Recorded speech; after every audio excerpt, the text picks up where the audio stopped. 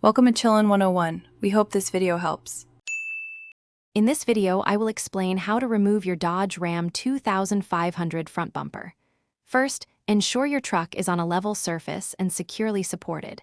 Gather all necessary tools, such as a socket set, wrenches, and a pry tool. Safety is paramount, so disconnect the battery's negative terminal before starting any electrical work. This preparation ensures a smooth and safe removal process. Next, you'll need to disconnect any electrical connections, like those for fog lights or sensors, from the bumper. Carefully trace the wiring and unclip them. Then, locate and remove the bolts that secure the bumper to the truck's frame. There are typically 4 to 6 main bolts, often found near the frame rails. Keep track of all hardware for reinstallation. Now, focus on the main mounting hardware.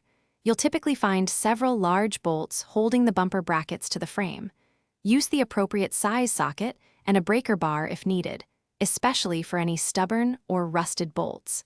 A penetrating oil can be very helpful here. It's a good idea to have a friend assist you in supporting the bumper as you remove the final bolts. With all bolts and electrical connections removed, the bumper should now be free. Gently pull it straight away from the truck, being mindful of any remaining clips or wiring.